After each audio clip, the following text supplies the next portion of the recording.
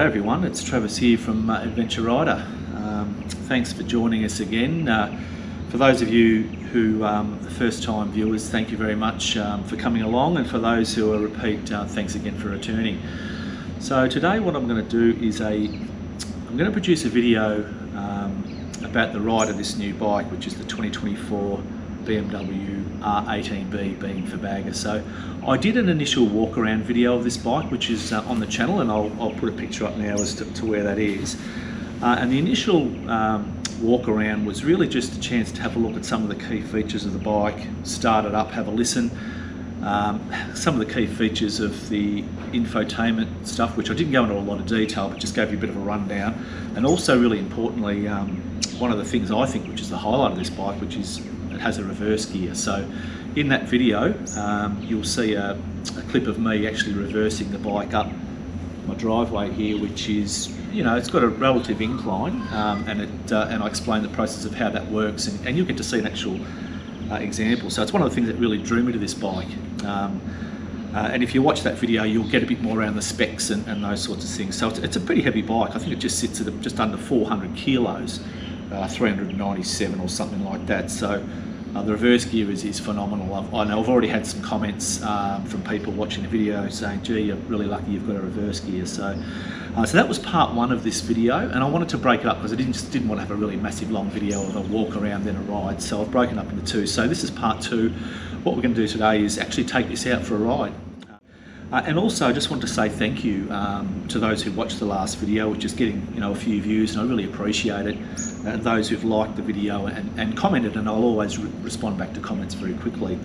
The other thing too is we're still a pretty new channel, although we've started to build up a few videos now, and I think we're on 90 subscribers or something, so it's pretty low, but I'd really love your help to get over to that 100 mark. So it's a real goal to get to the 100 subscribers. I'd really love it if you can subscribe. I know it's free, so it doesn't cost anything, and I won't bombard your feed with a lot of stuff that you don't need, but really appreciate those who are supporting the channel. It just helps me produce more content. So what I'll do is I'll go inside, I'll get changed into my riding gear, and then what we'll do is we'll jump on the bike, we'll start it up, and we'll discuss sort of some of those things. It's a really interesting bike to start up. It has a bit of a roll and rumble, and we'll get a listen to the sound of it again, and we'll go for a ride, and we'll have a chat about some of the key features. So really looking forward to that. So yeah, thank you for tuning in. I'll go get dressed, and we'll be back on soon to go for a ride. All right, back again, all geared up. Okay, so as I said, we'll jump on the bike. I'll show you first off just how the bike rocks when you start it up. It has a real torquey pull to the left, given the boxer motor. Now I notice even when you pull, if you're at a set of lights or you're riding, you pull your clutch in and give it a bit of a rev, you can feel the bike sort of wants to pull to the side. So it's a really unusual feeling coming from most other bikes where that doesn't happen. And as you can see from the last video, just whilst we're on this side, you can see the reverse gear here, that lever. So when the bike's in neutral, you've got to have it in neutral, and then you can basically flick it down and it sets the bike in reverse automatically. And then what you do is just push the starter button, and as you're holding it down, it uses the starter motor, I will assume, to sort of move it backwards. It's an awesome feature, and like I said in the intro, have a look at that other video I posted, and you'll see that in action, actually going up backwards up an inclined driveway. So alright, so let's jump on. Now obviously the stand's down. Now I'm on a reasonably, even though it's a sloping up incline, I'm on a reasonably straight bit of concrete here. So the bike, this is how the bike sits, and I'll get off and just show you how it leans on the stand.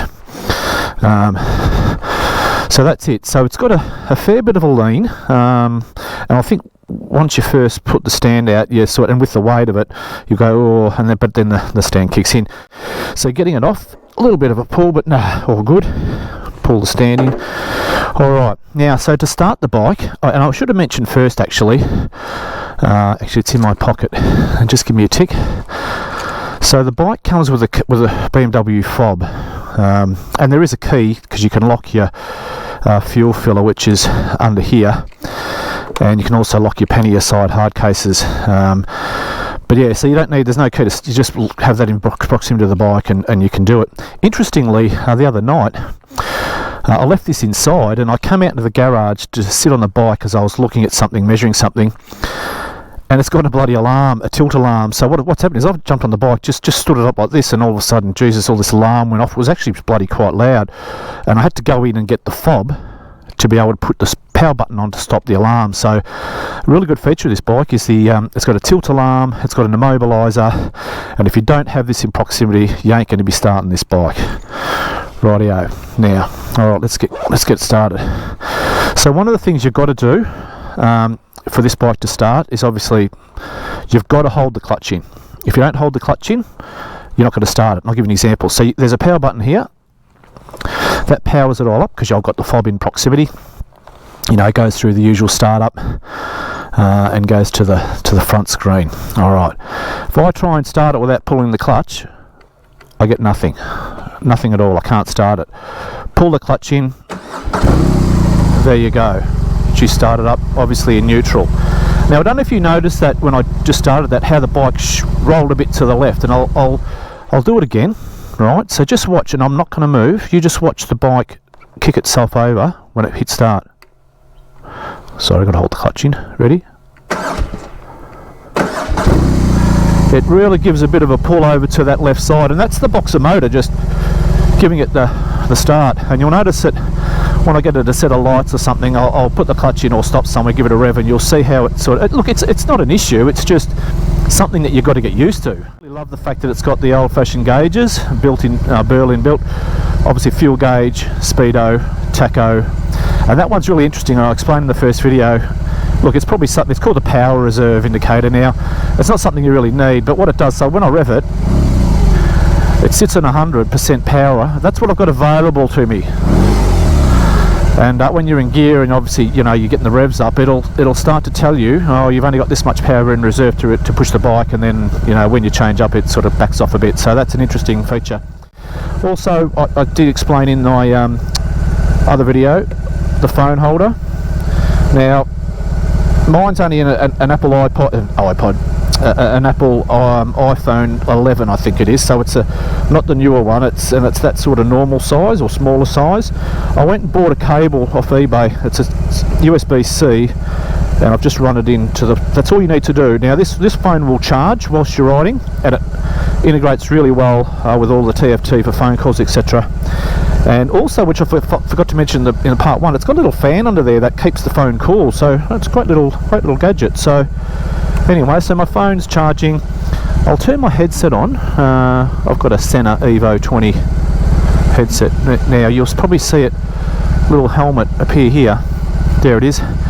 So it connects really well, and unlike some other bikes I've had where you have problems when a phone call comes in, it's coming through there but not there, or that's not connected there. This all is really well integrated, connects with everything, tells you know how much what your you know, your reception strength is like. Telephone's ready and active. Before we take off, it's got a little bit of a nice little rock and rumble.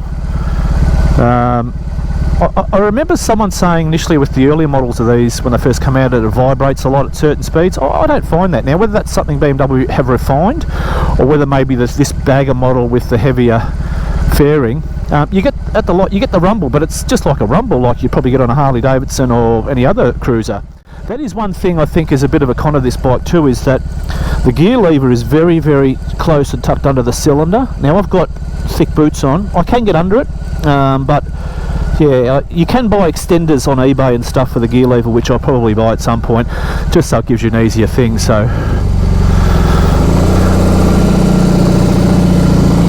yeah, so the clutch is very smooth, hydraulic clutch, and yeah, it's nice to change gears on this thing. It doesn't have a quick shifter, probably like most cruisers.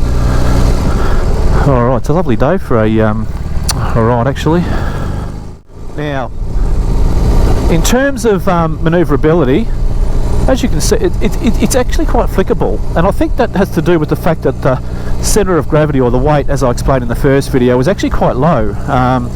So unlike my adventure bike, an Africa Twin Adventure Sport, which had a lot of weight up high, this bike actually feels just as nimble as that did, if not more, because of the fact that it's carrying its weight fairly low. Now, one thing I wanted to explain about the torque on this bike. Now, I think there's 153 or 52 newton meters of torque, and that comes in pretty much at around 2,500 to about 5,000. So I'm on that now. If I put it down, this thing's got some real meat to it in terms of torque. Yes, it's high, its horsepower is nothing to rave about. It's only about 91, I think, 90 horsepower. But torque is where it's at with this bike. Now I'll just drop it down into fifth. Now I'm in an 80k zone here. This thing's awesome for cruising. I tell you, you could ride this thing for bloody hours. I mean, the seat for me is comfortable compared to the other seats I've had, like the Africa Twin, the MT-09, my Ninja. They were all bloody hard as hell. Or not hard as hell. The Africa Twin wasn't too bad, but for the MT I had to buy a comfort seat because it was doing my back in, and I have a bit of a sore back. So, but this thing is like sitting on a lounge chair. Unreal. Now, what I'll comment about the gear lever. Now, it is a bit of a bugger because it is tucked away and very close to this cylinder. You will need to adjust it if you get a bike like this. I had to adjust it up because my boot wouldn't fit under it. When I first tried to ride it, I was hitting false neutrals from first because I just couldn't get a good grip on that gear lever. Now, I still think it's an issue. I have lifted it up and it has made an improvement, and I can get my boot under. But I think one thing you probably need to look at with this bike is just, and you get them on eBay, they don't cost a fortune, a gear lever extender. Get one that's, you know, bloody 3 or 4 centimetres longer, and I think that'll make a big difference to this bike. The other thing too is the rear brake. It's tucked right under the cylinder. Now, some people have complained about that, and you can get aftermarket bigger levers and all that. I don't find the rear brake an issue. You know, it's in line with the floorboard. You just got to scoot your foot forward. And I've got a car behind me, so I won't brake too hard, but I'll get up speed. There you go. Like for me, I've got a size 11 foot. Rear brake to me, not an issue. I don't think you'll find an issue with that. With the gear lever though, yeah, I think you may find a bit of a problem. It does have a heel shifter. Now, I'm not used to a heel shifter on a bike. I don't actually use it on this bike because I don't think I need to. But it is there, and it can help, I suppose, to do those up gear, upshifts where you might be struggling with that front gear lever.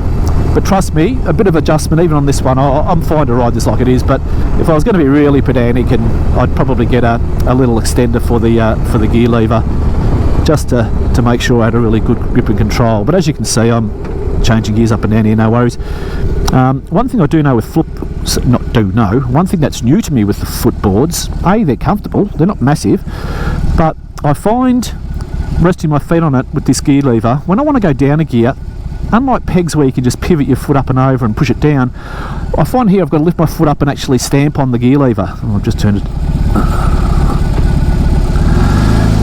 Which is, you get used to it, but I suppose that's the difference between a floorboard and having pegs. It's like anything, a new bike, you just get used to it. Before you know it, you're all good. One thing I will say about this bike though, I'm in a country area, which is, when you look at cruiser bikes around here, it's pretty much dominated by Harley Davidsons. You see them, you see quite a bit of them. I have not yet seen another R18 Boxer up here. So I love the look of this bike. Now, looks are subjective. You might look at it and go, oh shit, no, I don't like those cylinders sticking out and all that. I actually don't mind it. To me, it's like a bit of art. And I bought it because, I could have gone and bought a Harley, but I do love Harleys, but I bought it because it was just something different. And I think BMW, they have great quality and engineering. Like you can't even see a bloody wire or a cord on this bike. It's all tucked away beautifully, and the fit and finish, I can't fault it. Now, I'm not saying Harleys are any different, but I just like the aesthetic look of the bike. But getting back to what I was talking about, I've already noticed up here, when you stop at a set of lights, people look at the bike.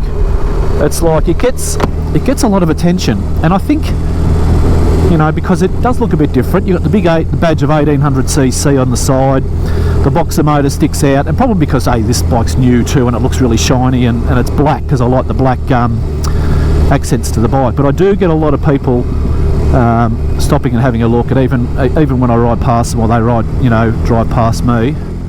I'm actually surprised, to be honest, these bikes haven't taken off in terms of sales like they probably should have.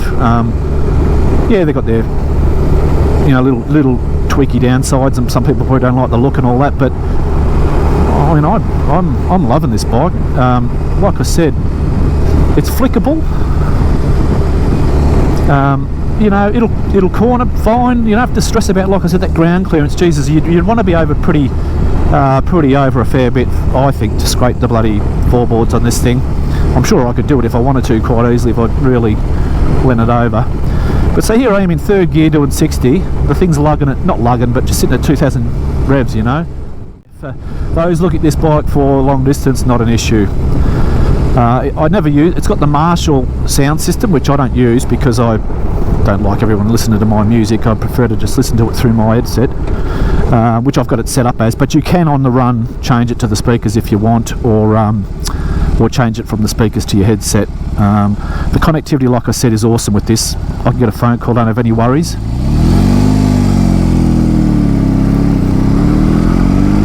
Oh yeah, you can feel the torque.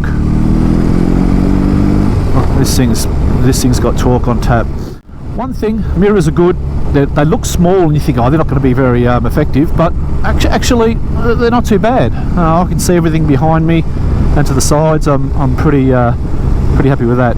Now I do have a habit with this camera, and I apologise if it looks like I'm looking down a lot and not up and ahead, because I've got one of those side mounts on I probably should have got one of those chin mounts, but I've got a side mount and I can only get the angle of the camera up to this level, so hopefully if I lift my head up you can sort of see a bit ahead in the traffic, etc. But anyway, we're talking about the bike. Yeah, so brakes, good. Front brake, again, you've got to realise it's a heavy bike. Front brake does the job.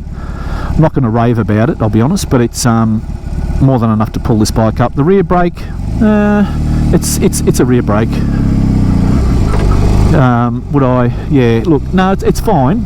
And I think this bike, from memory, and I'd have to confirm this, I think it's got one of those braking systems where it automatically splits load to both brakes. So if I'm in using the front brake, say pretty hard, or 80%, a small amount automatically gets applied to the rear brake, and vice versa. If I hit the rear brake really hard, it'll automatically give it a little bit of front brake power. Does it automatically? I think so.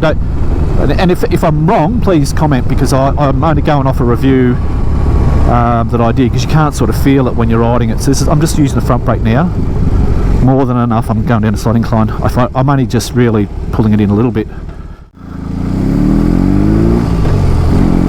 The torque is great. You won't need any more bloody torque, that's for sure. And to me, torque is what it's about. Like horsepower, yeah, if you want to do 200 k's an hour top end, you need horsepower, but this bike's not designed for that, and I didn't buy it for that. So horsepower to me is not really that relevant. It's the torque that I wanted. The one thing with it, because I've already identified a couple of little mods that I want to get, and I've already ordered them. On a highway, or even sort of getting up to the 80 k's an hour or more, the wind protection on this is, I don't think it's all that flash. Yeah.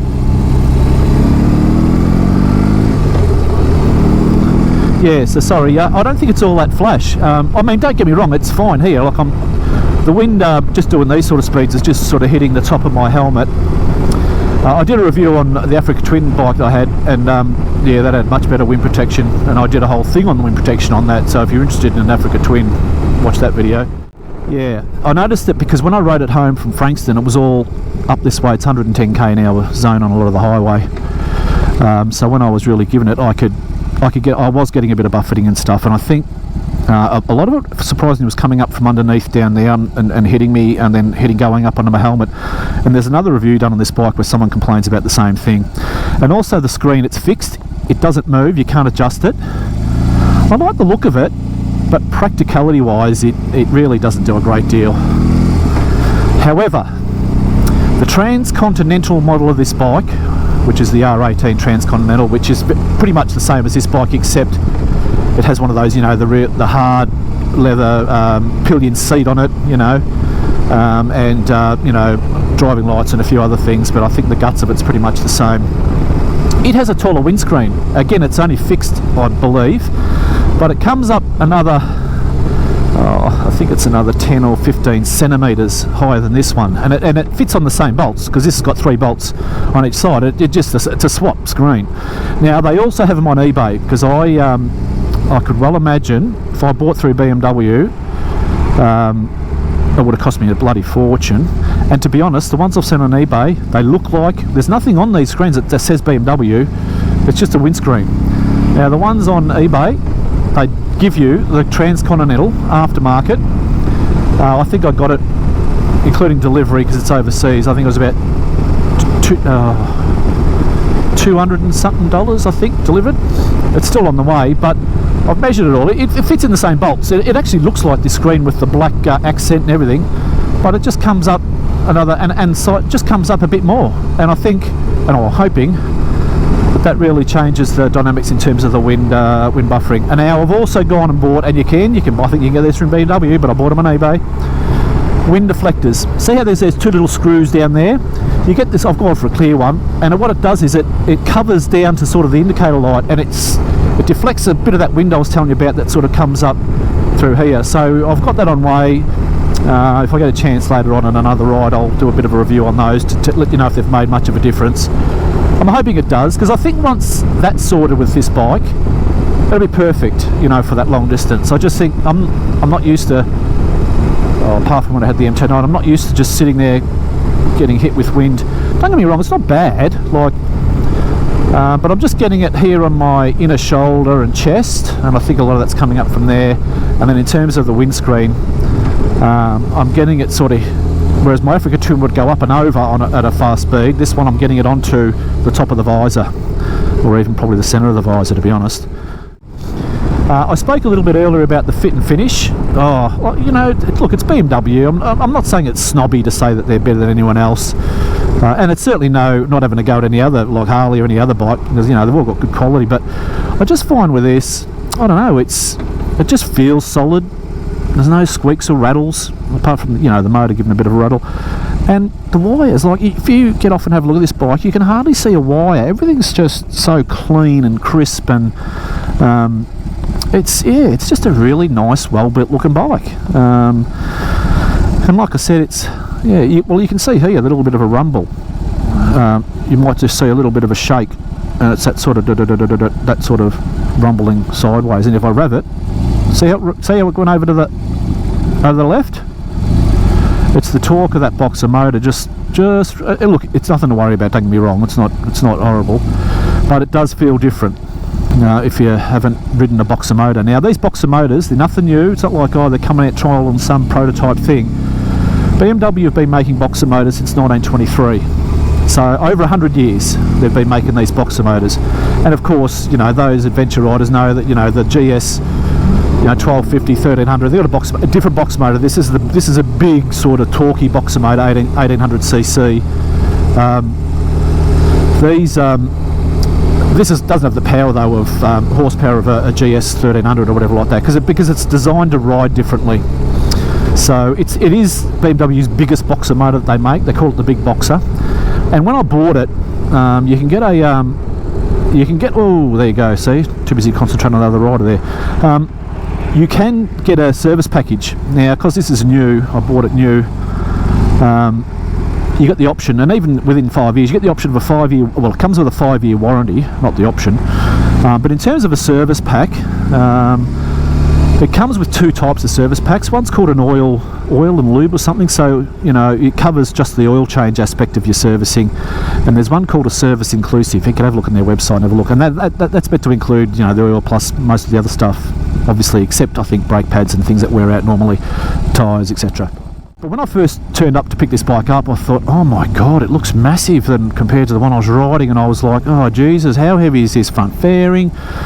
And I even said to them, mate, you get it out of because it was sitting inside the showroom, ready to go, and I just said, oh, I told them, you get it out, and I'll go from there. And then when I first jumped on it in the car park, I had to do like a really hard U-turn at one section, and then to get out it had a really hard turn and up an incline, and I'm like, oh my god, you know.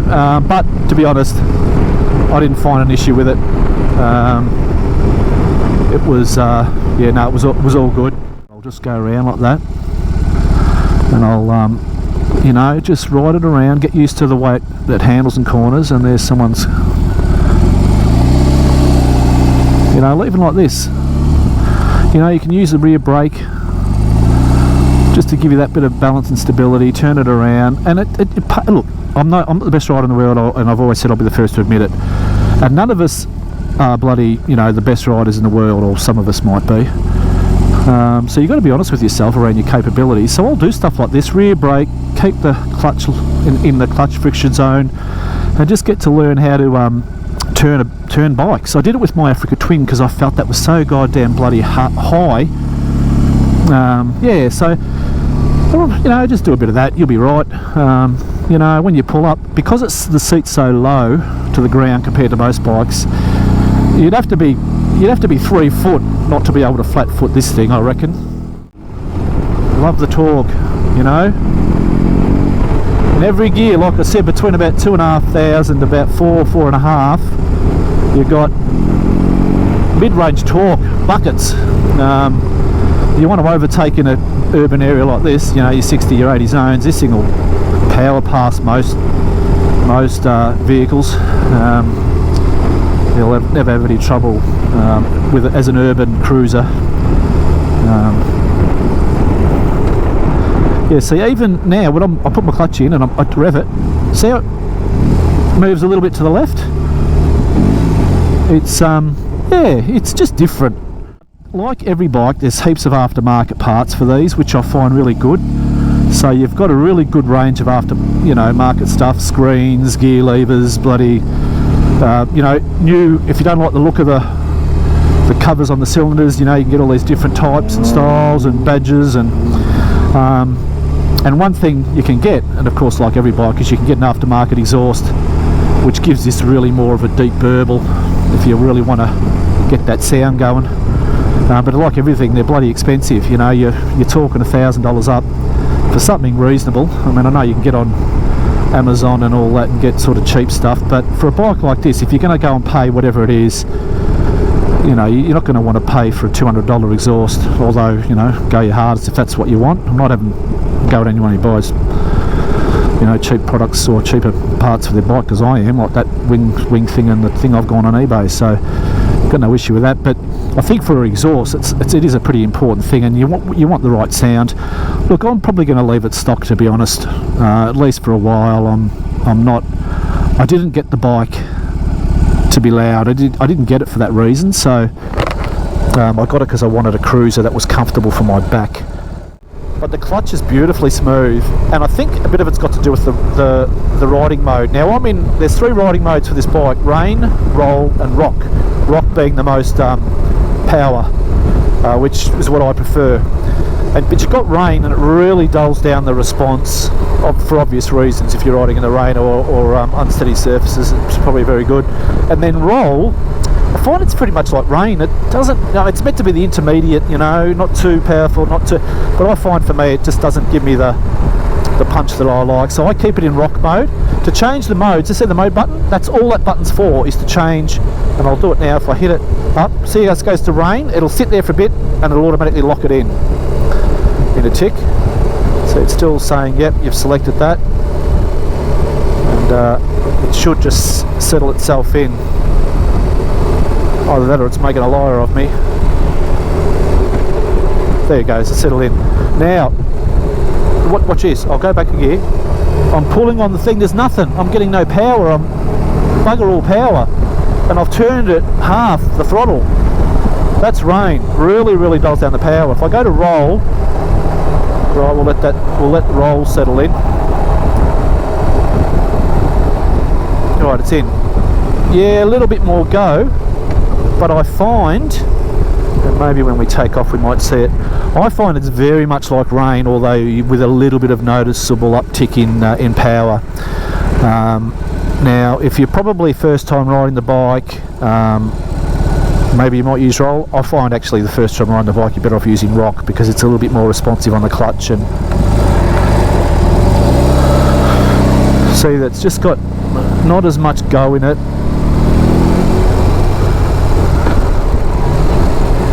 Just not as much go in it when you scan. It's a bit better than rain, but you've got to really push the throttle down to get going. So I put it up into rock, let that setting, and you'll see the difference when I put on the accelerator.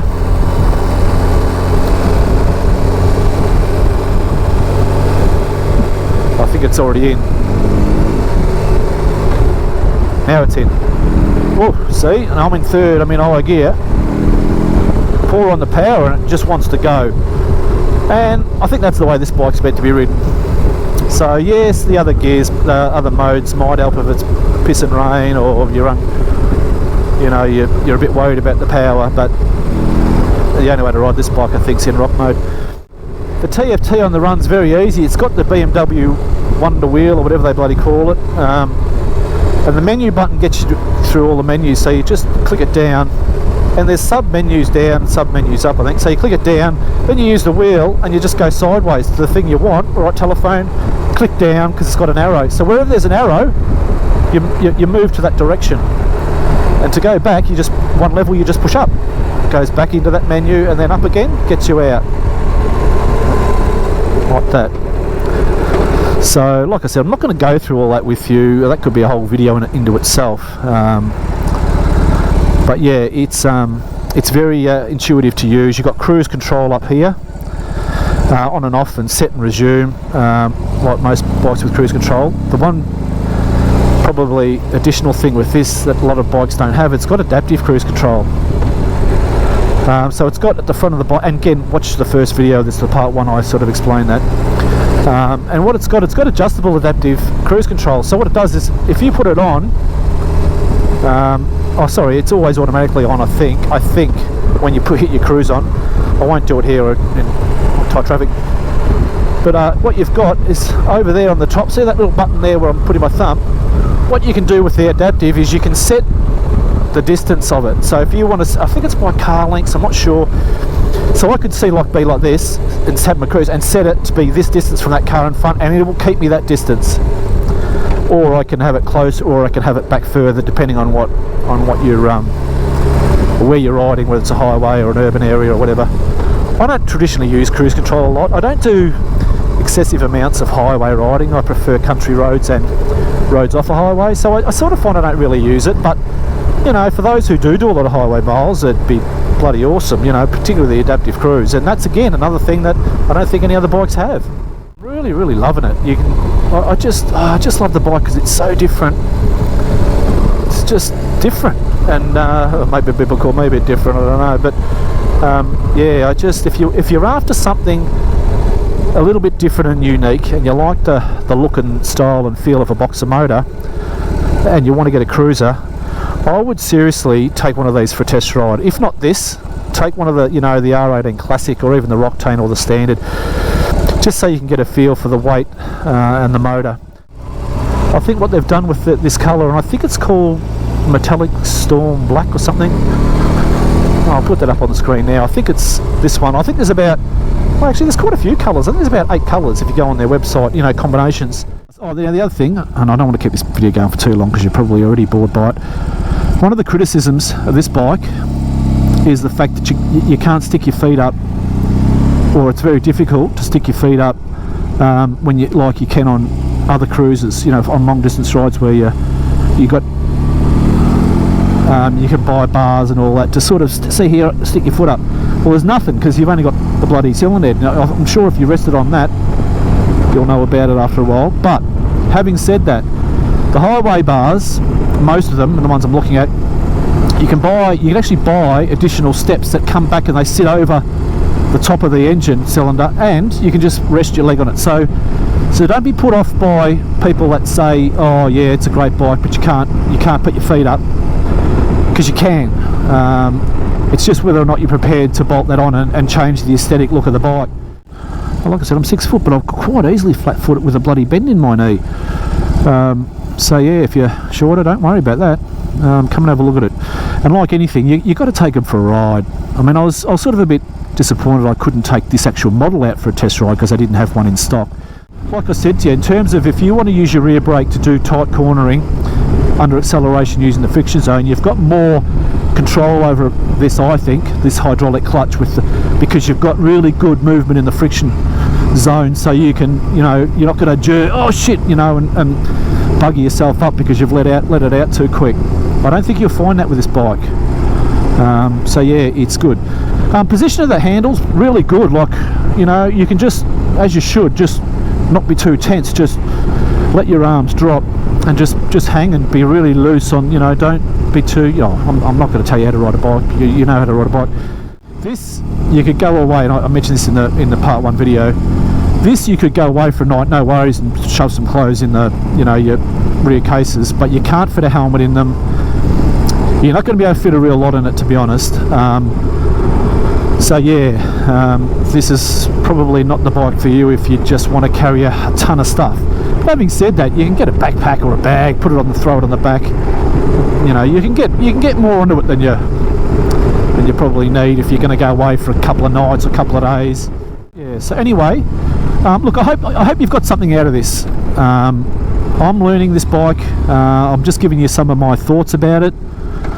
You know, go and take one for a test ride. I'll guarantee you will not be disappointed. You'll love it. The seat, really comfortable, leather or whatever it is, whether it's leather, I think it is leather. It's got a little backrest, upper part of the seat which your sort of bum sits really nicely into. You feel you're sitting, you know, in the bike. You're not going to slide off it.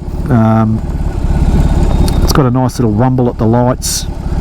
Throw an aftermarket exhaust on if you really want to get some sound out of it, you will. I've seen some videos where it bloody sounds amazing. I think stock it sounds pretty good. But anyway, thank you for watching the video. I do really appreciate it. Please, if you like it or you got any value out of this, please click the like button. And like I said, I'd really love to reach that 100 subscriber start. You know, like, I know I never try and smash people subscribing or anything like that, but it doesn't cost anything. If you feel like you want to, please subscribe. Other than that, I'll always sign off with, you know, everybody out there, take care, ride safely, and from Adventure Rider, we hope to see you on the next video.